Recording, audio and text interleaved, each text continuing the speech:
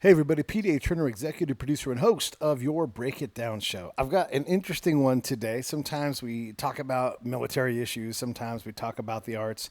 Today we're all the way in science, and I've got my cousin Alex joining me because he's studying physics in college, and in particular, on the space side of things, the astro side of things, the cosmology side of things. And so I'm like, hey, I've got this guy from University of Hawaii, Peter Gorham, coming on the show, and he does stuff with neutrinos. Neutrinos are these tiny, like subatomic particles there's trillions of them. They can fly through, yourself. Like they fly through us all the time. And he's trying to study them. And when they run into something, because they're so small, they pass through the subatomic structure. So they don't hit anything a lot of times.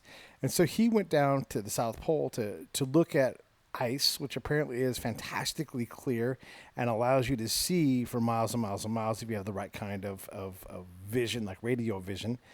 And he looks for points where these neutrinos run into the ice, I guess, and then he says, wow, okay, there's like a little crack of lightning. And that translates into on a radio wave. And so he's studying, it's just a fascinating super small world that is basically invisible to all of us. And there's all kinds of people that have done this in the past. Michael Faraday comes to mind, and his work with electricity and fields and magnetism. It's just a really, really neat conversation. I know that you're going to dig into and just have your mind blown by him. Now, in this episode, a couple times, I reference our dear friend Andrew Friedman from UCSD's cosmology department, who of course passed away earlier in July 2020, and it's sudden. These sudden deaths that are of young people, because he's maybe young 40s or late 30s, such a young guy. Anyhow, it's still sad to miss out on Andrew and the great chats that he's had with us. So he's in the show notes. You can find his episodes there. And of course, you'll find the episode that I did with Alex, my cousin who lives in Missoula, Montana. You'll find that in the show notes as well. Hey, listen, we are raffling off a AR-15 built by Eric Hicks of Blackstone, and it's going to be raising money for Save the Brave. Now, look, you can go to the link. I'll put it in the show notes. You can buy a raffle ticket for $100. We're only going to sell 100 of these. So one of the people who buys a ticket, one of the 100, will win this $5,000 rifle for $100 or however many tickets you buy. So if you want to get one, use that link, and all the money, all the proceeds go to charity. It goes to Save the Brave, and so that's a good way to support us. Even if you don't want a rifle, but maybe someone in your family does, hey, pass that link on and let them know. Like I said, we're only selling 100 tickets. So if you can help us with that, if you're interested in bidding, by all means do.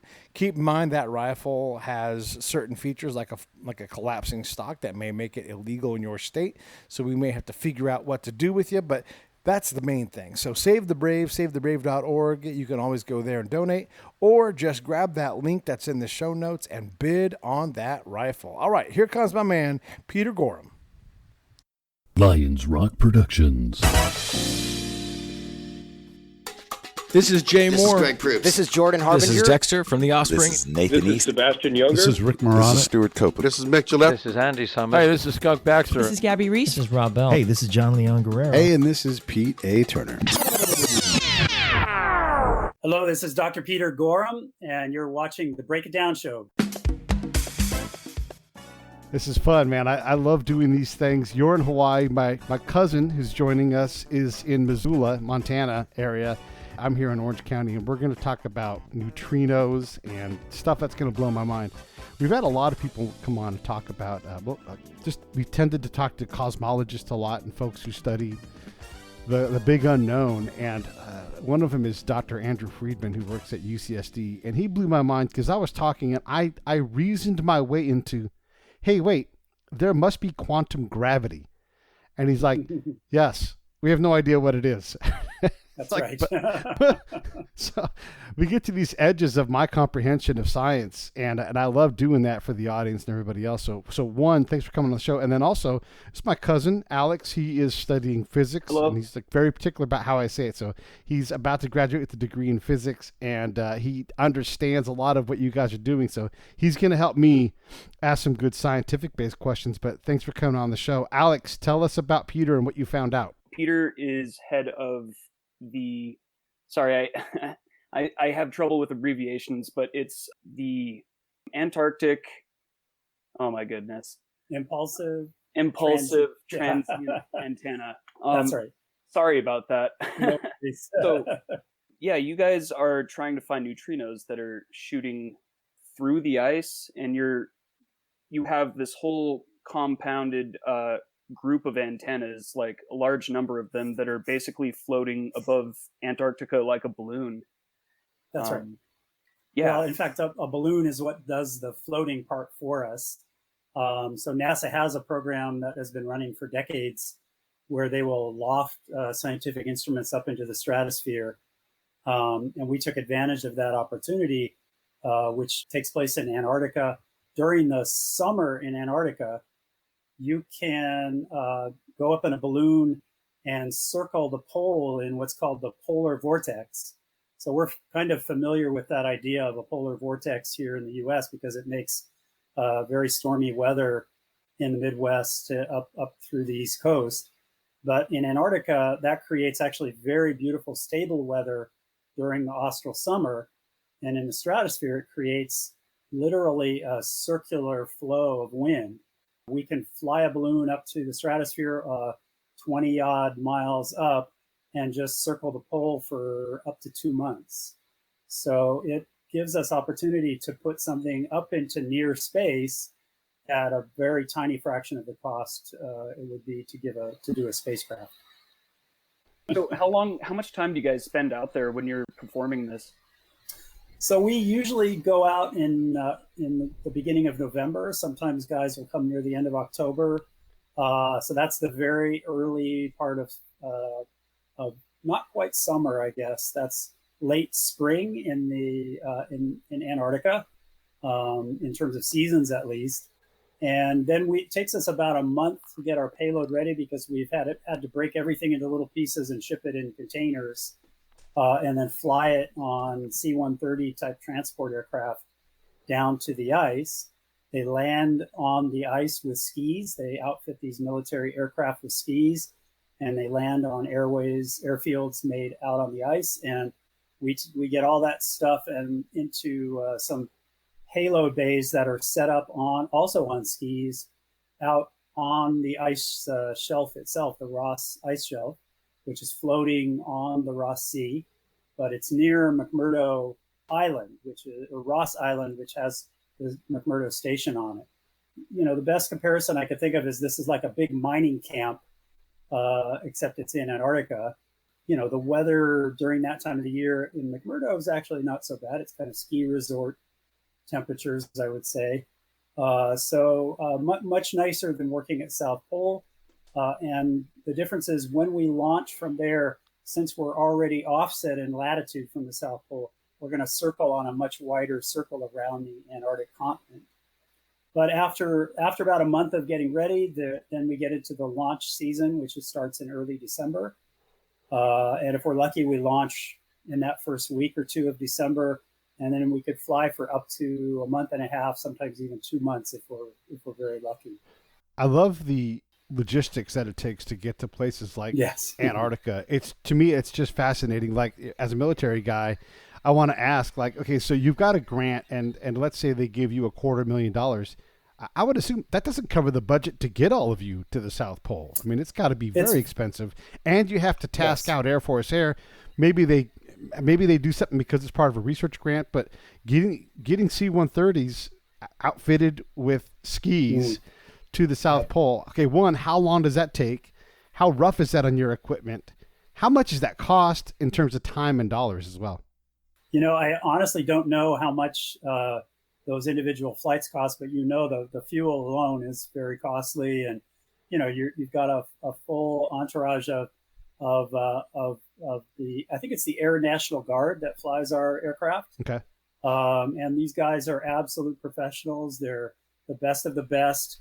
Without them, we couldn't do the science that we do. So, hats off completely to these personnel that run all this, the pilots, the support crew. The whole operation in Antarctica is a tribute to what we do in America. One of the things we do best is science. And The National Science Foundation organizes this whole thing. It's run out of what's called the United States Antarctic Program, USAP. They coordinate everything. And I think I heard at one time, this was maybe 10 or 15 years ago, that if you did a full cost accounting on what it costs to get somebody to the ice and back, it's about $50,000 a head. Wow. So that's, and actually, if you go as a tourist to Antarctica, you can pay that much to get yourself onto the continent as well. So it's probably not too far off the mark. I think as a scientist, we're privileged to have that opportunity, that the American people are willing to support this kind of science is, a really amazing thing. Students, we bring graduate students down, young professionals early in their careers, and it's just an unbelievable experience for everybody. And the science we can do down there is unlike anything on Earth. So, hopefully that'll encourage us. We're all paying taxes to make these kind of things happen, but some of our tax money is doing really incredible stuff.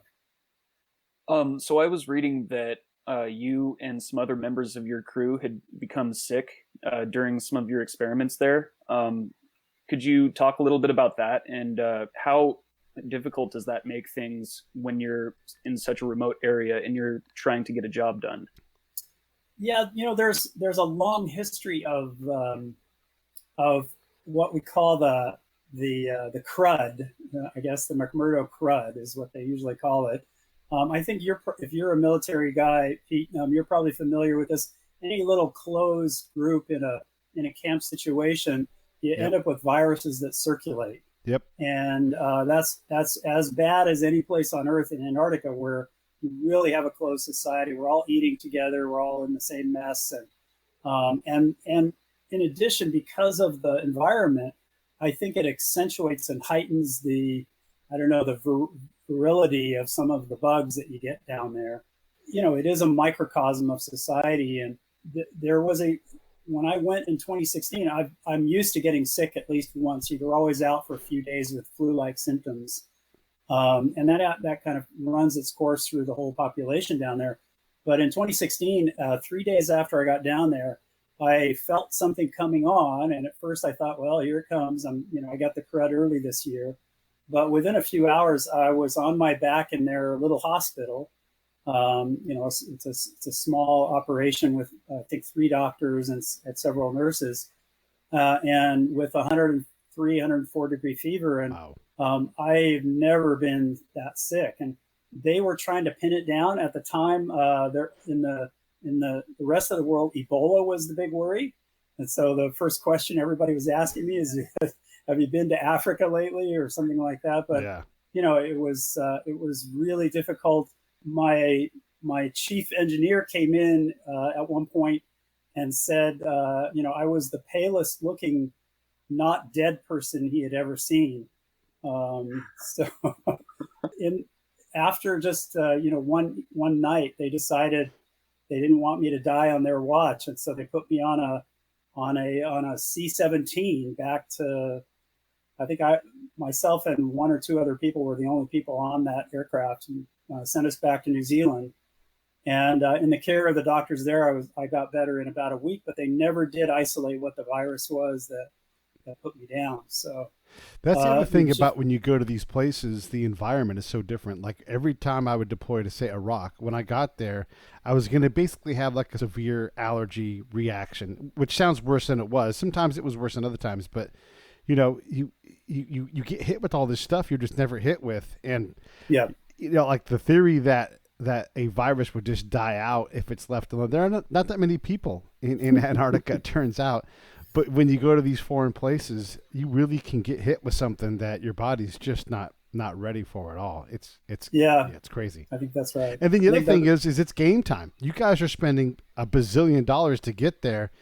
You don't want someone around you who's sick, but you're not going to avoid it. So how do you as the leader go, hey, go to bed and quarantine for 96 hours? Or do you just say, hey, we're all here to work. If you can work, I expect you to. I think with the sort of history of people having this kind of relatively mild illness, we sort of leave it up to everybody to make their choice and try to do the best you can. I think within the last few months, though, the world has changed Yeah. in how we think about disease, hasn't it? So I don't know, I don't know how that's going to affect anything like this in the future. I think, we've sort of turned the corner on something quite different. But as scientists, we're down there to do a job. They a lot of times, to keep morale up, they'll offer trips to some of the outlying, sites and scenes within the McMurdo area. But very often, as scientists, we are so focused on doing that job that we're the last ones that jump on these little boondoggles to go out and see Scott's hut or Shackleton's Right. place that he started his expedition. Those places are incredible sites, but when you're there in Antarctica and you have this limited time, you really feel the responsibility of trying to do the best job you can for the people that are counting on you, and it really is exciting. McMurdo is set up as a station where science is number one. It's probably one of the few places in the world where the most important activity there is, it's not defense, it's not making money, it's purely to get the best possible science that we can do. And so as scientists, we feel that responsibility, and we want to do that job. It heightens it for us, and it really is incredible. It's a beautiful place, though. If you ever get an opportunity, absolutely take it. I've never been in any environment like that. It's so pure. Even bacteria, and unless you bring a bug with you, there's nothing there that's going to get you. I mean, maybe there's some aliens or something that we haven't discovered, but for the most part, it's just an incredible, pristine, pure environment, and really ideal for the kinds of things that we were trying to do.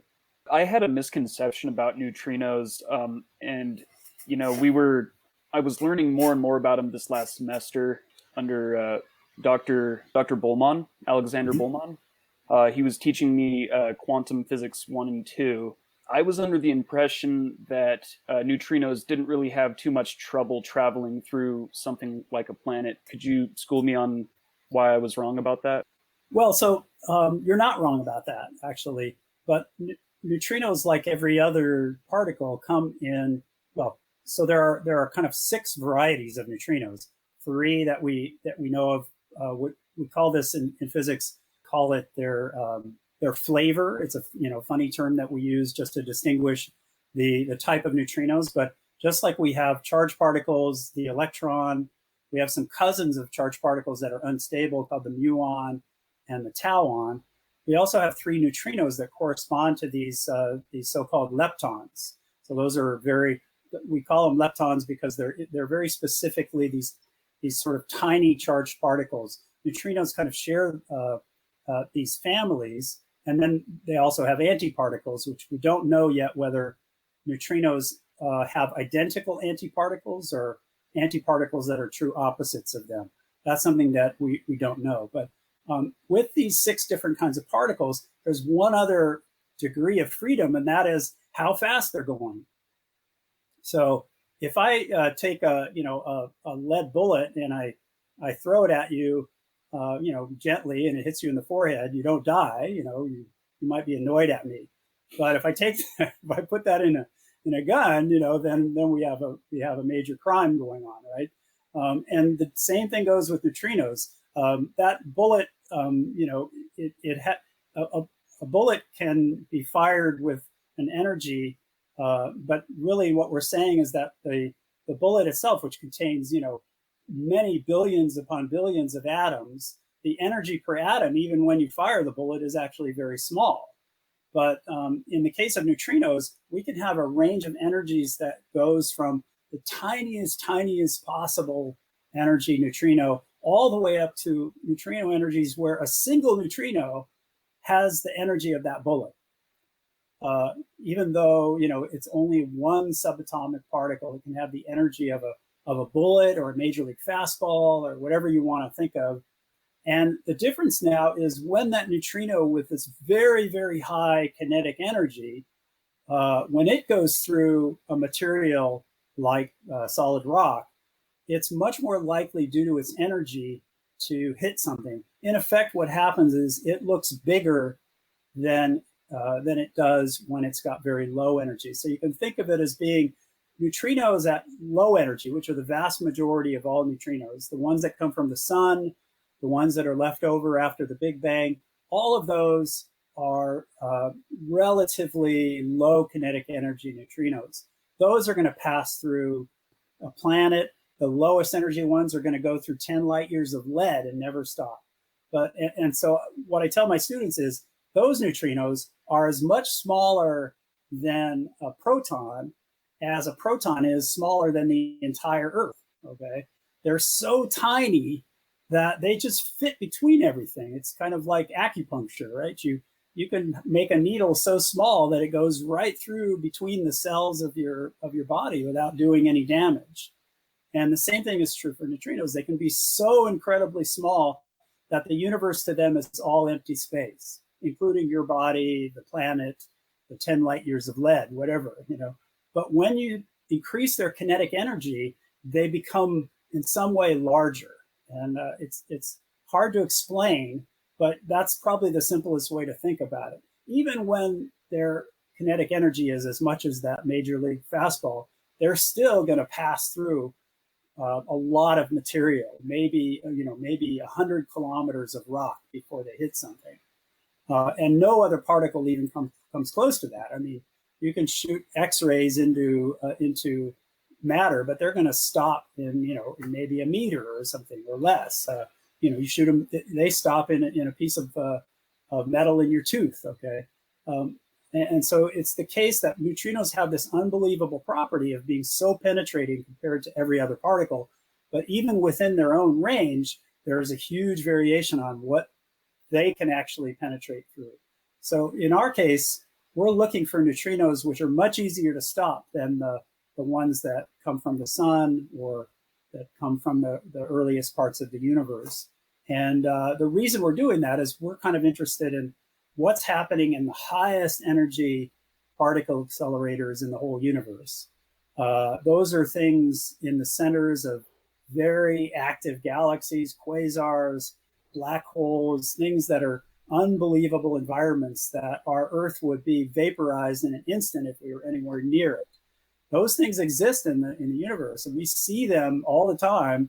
These are environments that that are unlike anything, even in our own galaxy. Our galaxy is a relatively benign place compared to the sun. Some galaxies, you couldn't have planets like we have exist in them. They're so full of energy and radiation and particles moving at these vast kinetic energies. We would never survive there. What are those kinds of environments like? What particles do they produce? What kinds of things can we use to probe them? So neutrinos give us that opportunity. They're almost like a flashlight that can look down into these incredibly hot environments in the cosmos where everything else seems to be, impenetrable, I guess you would say.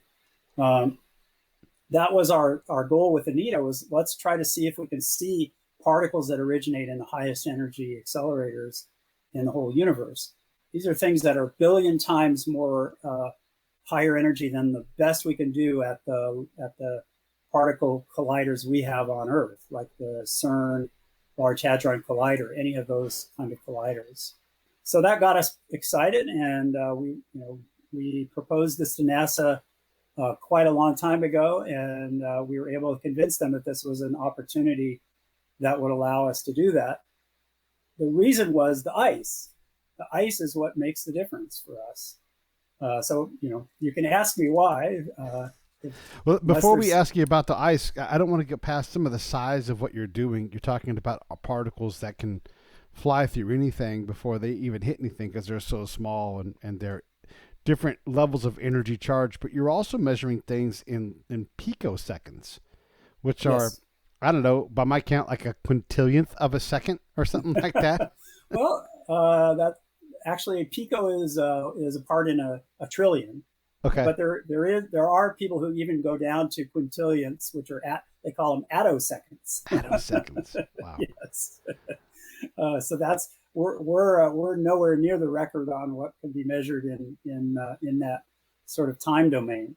But yes, part of what we have to do is measure things down at the, I would say maybe the 5 to 10 picosecond level or thereabouts, just to make sure that we preserve the accurate phase of everything that we measure. When we measure a radio wave, we want to know exactly where we are in the the crests and troughs of that radio wave. And since the radio waves themselves are coming by and they're up and done in a nanosecond, if we want to measure things accurately, to a percent level, we've got to measure down to kind of 10 picoseconds to accomplish that. Wow. So you mentioned the ice, and is it just because Antarctica is just one great white spot that we can somehow use to sort of like an antenna, for example, to locate these? That's a pretty good analogy. It's a little different in neutrino physics. We have never found a way to focus neutrinos. Theorists have maybe come up with some harebrained ideas on what might work, but they won't focus like you could focus in a lens or telescope. So even the way an antenna works, which is you can use the radio waves to accelerate electrons in a metal, that doesn't work with neutrinos either. So the only hope we have is they just crash into something, and the thing they crash into makes a little squawk of some kind. In our case, an electromagnetic squawk. And we managed to pick that up with our antennas, which are listening to the ice for those radio squawks if a neutrino happens to crash into something.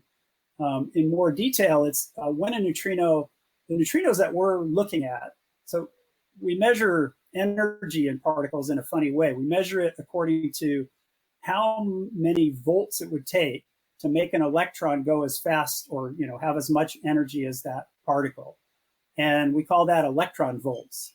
So, it's kind of a fairly simple idea. You can think of it as just in terms of volts. So a lightning bolt has, something like, as many millions of volts. The particles that we're looking at, the neutrinos, have about 1 billion times 1 billion volts of energy individually. So when they crash into a nucleus, that 1 billion times 1 billion volts can actually, by its energy, can create a whole new secondary zoo of very energetic particles, more like the ones we're familiar with, electrons and other things like that, and gamma rays. And those will make a thing that's like a lightning bolt. Hey, this is Pete A. Turner from Lions Rock Productions. We create podcasts around here, and if you, your brand, or your company want to figure out how to do a podcast, just talk to me. I'll give you the advice on the right gear, the best plan, and show you how to take a podcast that makes sense for you, that's sustainable, that's scalable, and fun. Hit me up at pete@breakitdownshow.com. Let me help. I want to hear about it.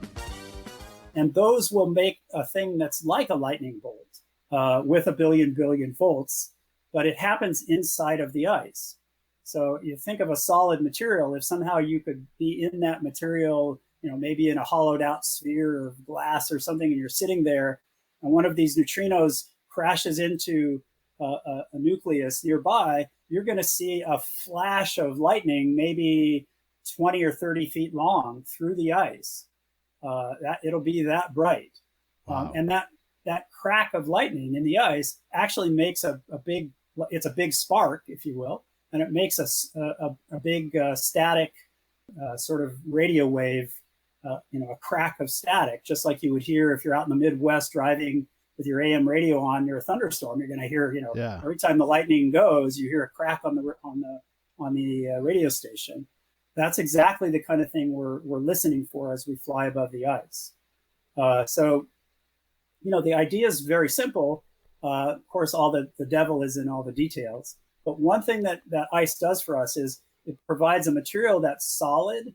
So, it's easier to have the neutrino hit something, but it's also extremely clear to radio waves.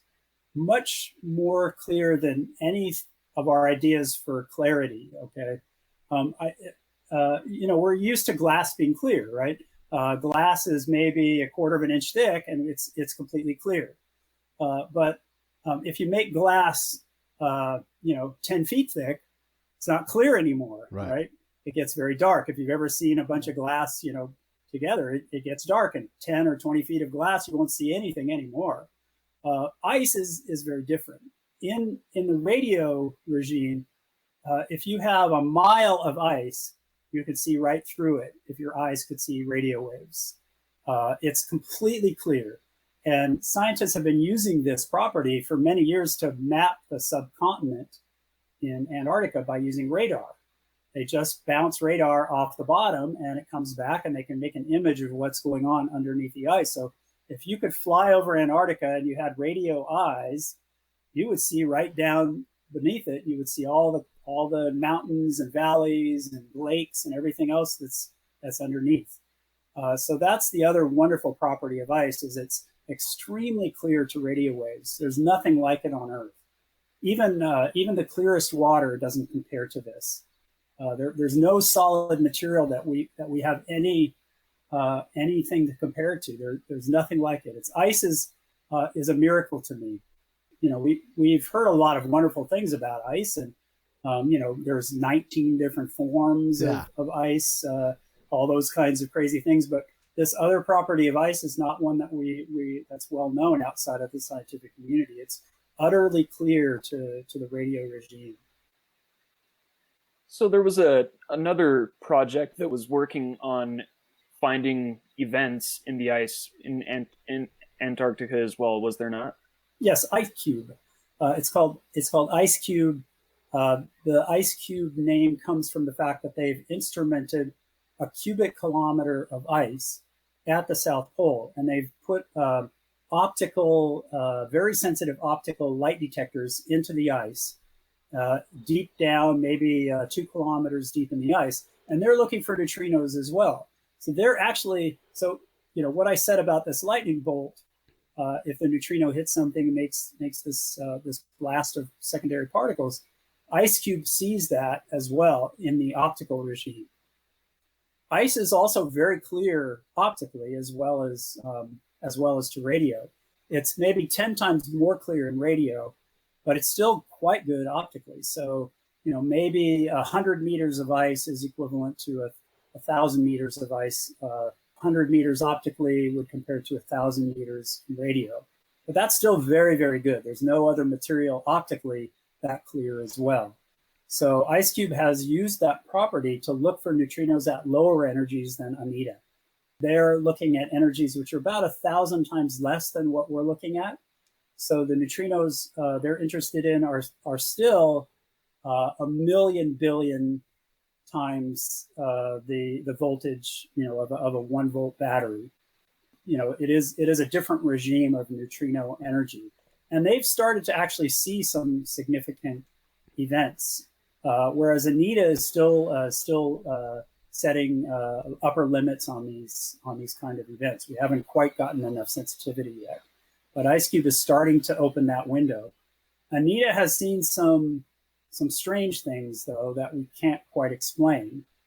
So that's gotten us some interest among the wider community in trying to understand if we're seeing some new type of physics, or just something anomalous about the way we're looking at things in Antarctica.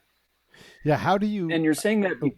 Let me ask something real quick. How do you sort out the noise? We're a noisy planet because we like energy to communicate and to entertain. And is that a problem down there? I mean, is that why you go there? How does that work? Well, it is why we go there. We go there for the ice. We also go there because it is one of the radio quietest places on Earth, but it's still got a lot of radio noise. I mean, when we first launch above McMurdo, we can't do any science until McMurdo goes over the horizon, because even that relatively small mining camp, if you will, has still got far more radio noise than we can tolerate. But once we get over the horizon, then things get pretty quiet, and we can tolerate the other kinds of noise that we do see. We see satellites. We occasionally see field camps of other scientists. But for the most part, it's tolerable, and we just have to kind of sift our way through the data in order to exclude the stuff that's produced by human activity. And it's the same in astronomy too. All kinds of air pollution that we have to deal with when we're, just collecting data from the skies. Yes.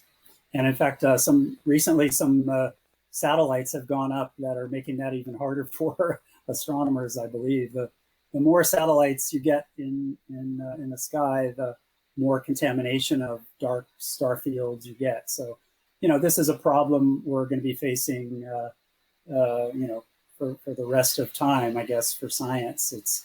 There's always some conflict between human activity and the sort of quiet we need for science to do its best. What are we going to do with all this information? Like, what do you have any idea how this will be applicable? Is someone else using your science to advance their science? What's the what are the secondary benefits, and what are the I think these things might be kind of happening. Thoughts? Well, so that's always a good question. One of the things that we've done in American science is early on, I think scientists made this distinction between what we call basic science, basic research, and applied science. So basic research is that kind of investigation, that realm of research in which we don't actually know what the immediate benefit is going to be. And then, on the other end of the spectrum is applied physics or applied research, where we know exactly what we want to do. We want to produce a better can opener, or something like that. So those are two ends of the spectrum of science. And, there's an enormous range in between. And often what happens is something that starts as basic research over the course of time becomes applied physics or applied science. So a good example, for example, is, in the 1890s, Pierre Curie put some radium in his drawer, and he happened to put it on top of a photographic plate, and discovered sometime later that the photographic plate had gotten exposed by the radium, because the radium, in fact, was radioactive. And now we know about radioactivity. It was making X-rays, which actually went through the cover that was on his photographic plate and exposed the film. Well, that was a novelty early on. Right. People played with radium. They didn't realize what they were up against. But it took about a generation for that to become the most important tool in medicine in the 20th century, probably, X-rays. We still rely on X-rays to this day for almost everything we do in medical and dental science. So that took about a generation for that basic research to become applied science. With neutrinos, I have no idea where it's going to go. We're in a universe of neutrinos. They're among the most numerous particles that we see anywhere. We're bathed in a sea of them. Every moment we're speaking, 1 trillion of them go through the tip of our noses. Wow. And yet we know so little about these particles. And so I think that in the case of neutrinos, I cannot tell you if it's going to be a generation before we see the applications, or 2 generations, or what, or if we ever do. But it could be something that changes everything. We don't know. There are these if physicists were not working on quantum mechanics back in the 1920s and 1930s, we would not have a transistor in the 1960s. Right. And if we didn't have a transistor in the 60s, we wouldn't be doing what we're doing right now. Right. We wouldn't have a cell phone. Among the most absurd things that you could have told someone in the 50s or 60s is that they would have a little tiny box that they could carry with them, talk to people with, on the other side of the world, and could also listen to music with. I mean, people would have thought you were completely nuts. And not just listen to music, any song, any piece of music ever recorded in any way it has been recorded, any version. Yeah. And that all came out of Bell Labs, people playing with pieces of silicon and saying, hey, look at this thing. Look what I can do with this. Isn't that cool? Yeah. So, I all I can do is plead no contest. I don't know where neutrinos are going to get us, but it could be something wonderful. And I think we, as Americans, this is something that we have done as good as anybody in the world, if not better than anybody in the world for generations now. We've chosen to invest in basic research, and I think we better keep doing it because we just don't know. If we hadn't done it in the past, we would not be where we are today. So it is, I don't know, there's something exciting about this universe of particles that we can barely understand and barely feel. You may have heard some things about parallel universes. Well, this is not the kind of parallel universe that people, were attributing to Anita, but neutrinos in their own right, they almost constitute a parallel universe, but it isn't parallel. It really is part of our universe, and it's one that we barely know anything about. So that's a great example too of how people from the outside looking into the world of science often misread something or misinterpret something that's being told. How often in your own work have you had to deal with that, where you've said something and maybe it's not really been construed correctly by whoever you were saying it to? I can't say that any journalist has ever gotten it exactly right, and I think that's perfectly fine. That's in the end, God made this universe. Somehow or other, I'm trying, myself and many other physicists are trying to figure it out, and we have no doubt interpreted it in some goofy way, and it must give, it must make God laugh continuously the way we interpret his universe. In the same way, I've tried to explain things to journalists, and because of my inability to do so, they can completely get it wrong. But I think what journalism does is it captures the wonder of what we're doing, and that's the most important thing. The universe, without making anything up, is incredible and wonderful and amazing. And so, however we communicate it, as long as we do our best to try to stick to what we think is true, I think it's all good. I really have no beef with any of this. Sometimes it gets me in trouble. The story about parallel universes went back to NASA, and NASA got a little bit huffy about whether I was telling people that we had discovered a parallel universe, which was not quite true.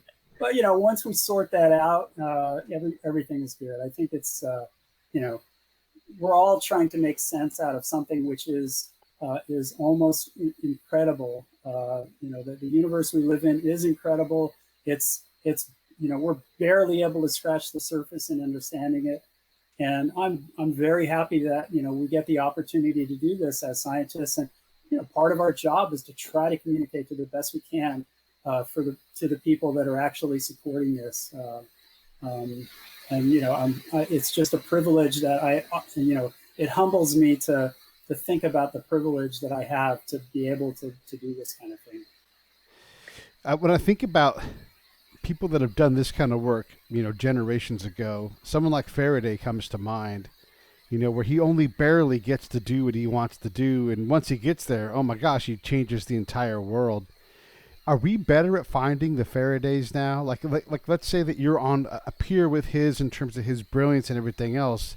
Do we find more of you out there that can go out and change how we see and how we use the world? Because his inventions, the generator largely works the same way as he described 200 years ago, Yeah, it always amazes me. I consider myself at the very bottom of that, of that fraternity of people. I'm honored to be able to call myself a physicist in the same profession as some of these other guys. These guys are, they're bright lights in the history of science. I don't know, how do we find these guys? What scares me sometimes more is how many future Faradays and Einsteins and Mozarts have died because we, as humanity, haven't been able to, have more egalitarian communities and distribution of food and distribution of medicine. And, as the human race, we don't know what it takes to make these incredible geniuses. But I guarantee you, we've probably missed out on more than we have found because of the inequalities in our societies. So that part, I think is saddening, but at the same time, it's just amazing and wonderful when you see these guys who make these kind of breakthroughs, the Einsteins, the Faradays, the Maxwells, the Dirac's, it's just it's humbling and wonderful to be a part of that. You think about someone like Philo Farnsworth, who's choked out by legal things and the pursuit of money. And what if someone had just funded him and let him, or even Tesla, I mean, these guys don't always make sense in the real world, but that's my right. goodness, incredible what their brain can come up with.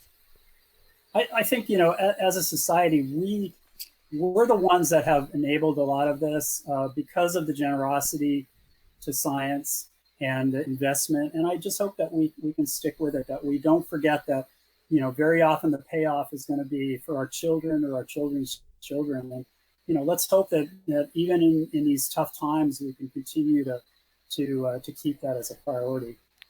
What do you think makes a scientist? Just is it the ability to look at the world and observe it and follow the scientific process? Is it how much you research something? Is it what you do in your life? All the above? I think it's curiosity and tenacity and not letting it go. Giving your passion the chance to really guide you, and you have to couple that with some hard work. I mean, there are certainly people in my profession who have extraordinary abilities and skills and mathematics and understanding, which I don't think I really had. I remember getting excited about physics long before I discovered, how hard it was. And I think that excitement carried me through the hard parts. I'm still learning. I will teach a class in undergraduate physics and learn something that I thought I knew all over again. And so that kind of excitement about learning, curiosity, never letting go of that idea, even when it seems impenetrable and inaccessible. You have to be tenacious about going for knowledge. Knowledge is, it's a precious commodity.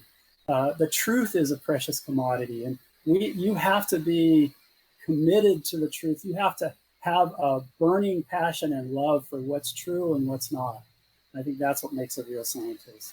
When I talked to Dr. Friedman, he talks about their work trying to prove or disprove the Bell test, and they do the cosmic Bell test. And when they talk about the parameters of their experiment, you have to give up certain things like freedom of choice and these things that aren't surrenderable in our defined world, And I know you know about what I'm talking about with this, but do you have things like that where, like, if these things are true, then this absolute truth can no longer be absolutely true?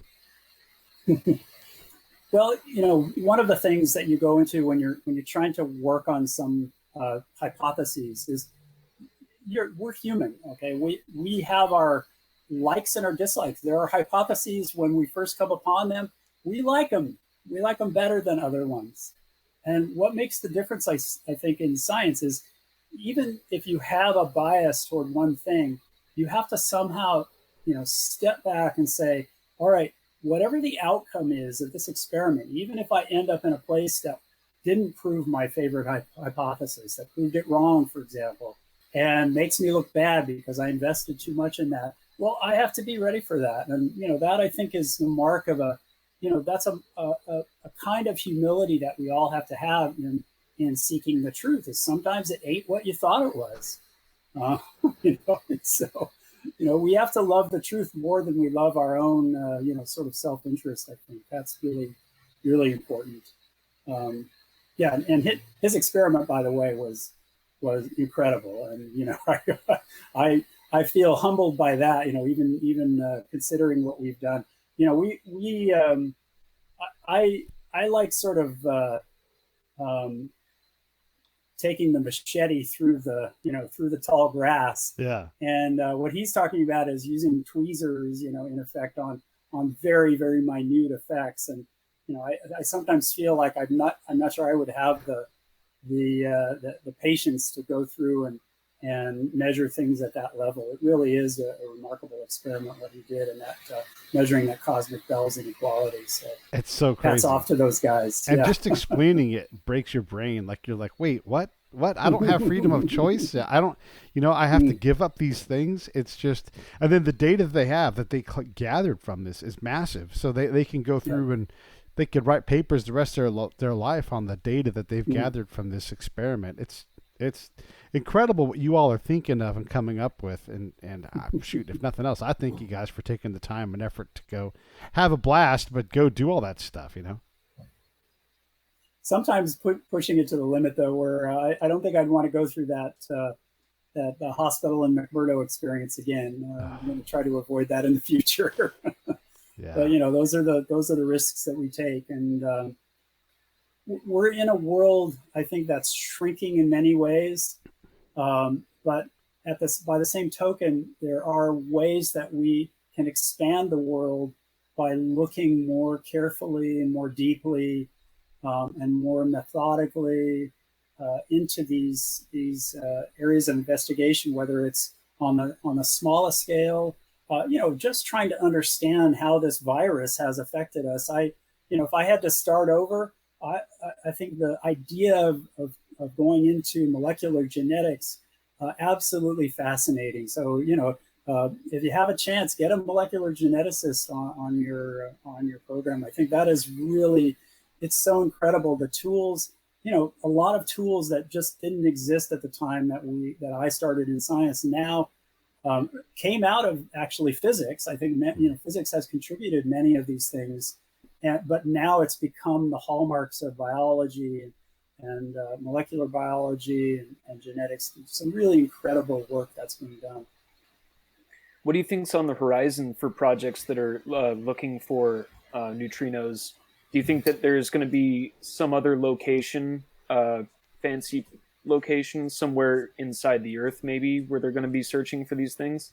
At this point, I don't see anything that's better than ice, but there have been some really crazy ideas. So as you may have heard, we have several moons of large planets which have ice perhaps hundreds of kilometers thick on their surface. Enceladus is one that comes to mind. There are Ganymede. Right. There are ice planets out there, and someday I could envision neutrino observatories consisting of satellites orbiting these ice planets using that incredible, low temperature cold ice as their observatory of the cosmos. Maybe seeing as much of the universe in neutrinos as we're now seeing it in the optical.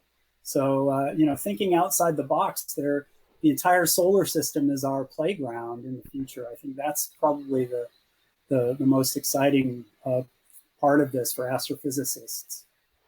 Yeah, you think about the other, like you said, there's 18 kinds of ice. I mean, the ice is fascinating. What if it was helium ice or methane ice or something like that, where you've got would that have a different, would that in any way change or improve the way you're able to do that? Plus, you're out in the cosmos, 800,000 miles away, wherever it is. It's pretty cool to be able to have a lab out there.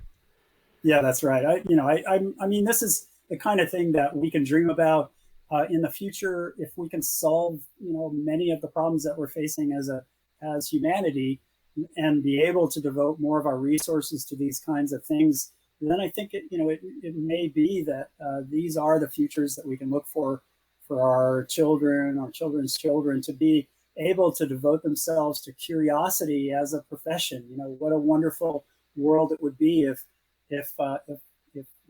we solved hunger, we solved disease, and we're able to see that we could follow these kinds of passions for what's true and what's not true about the universe. It would be wonderful. Do you think it's become harder as time goes on to get funding for scientific projects?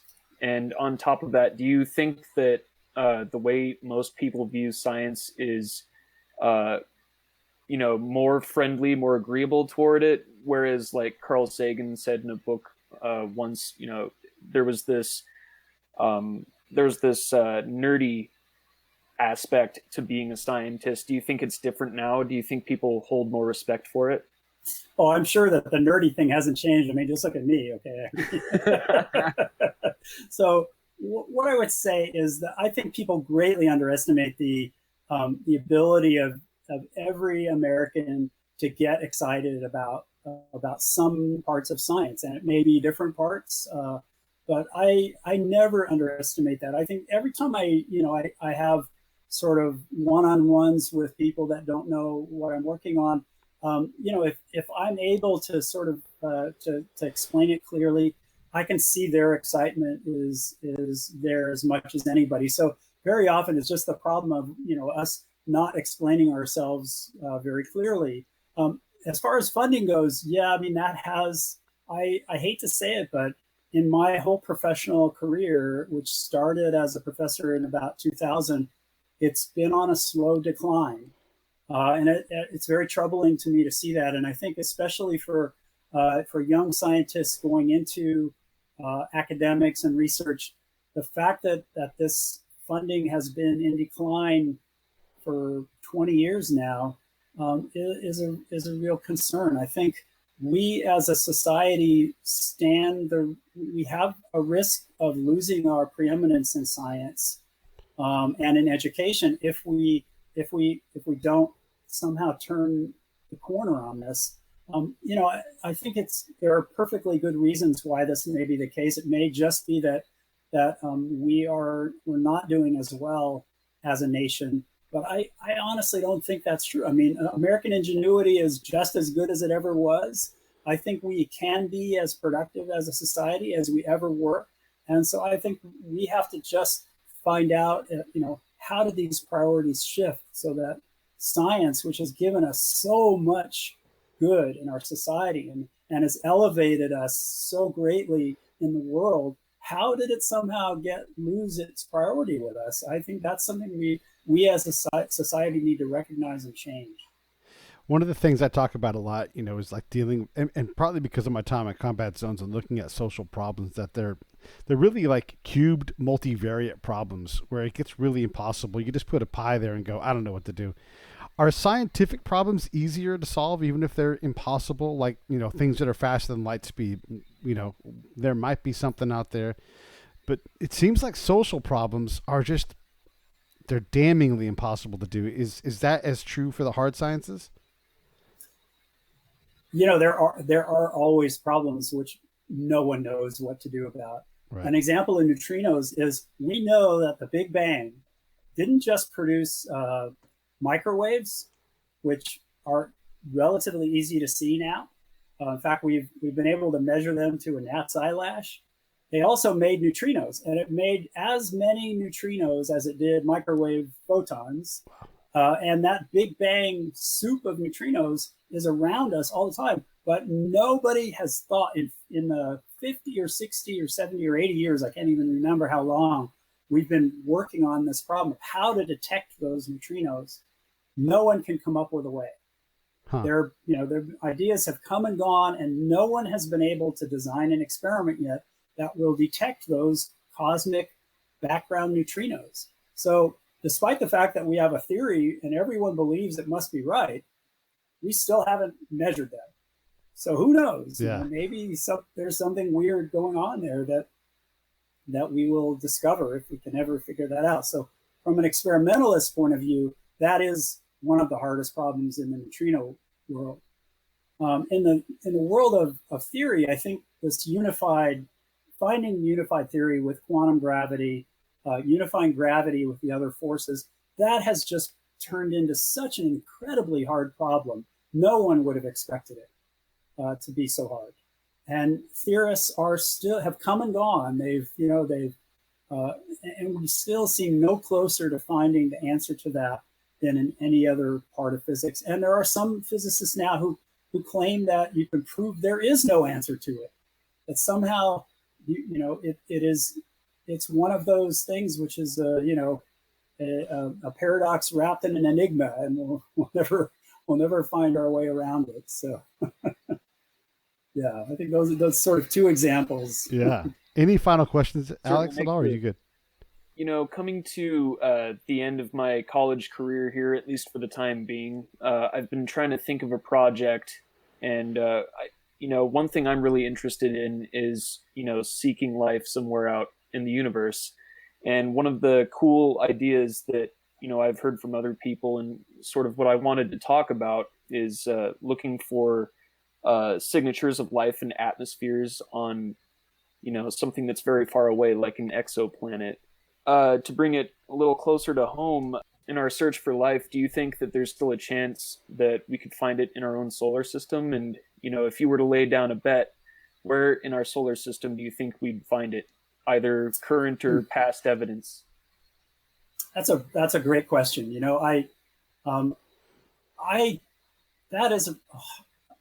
That's one that I really don't have a good sense of.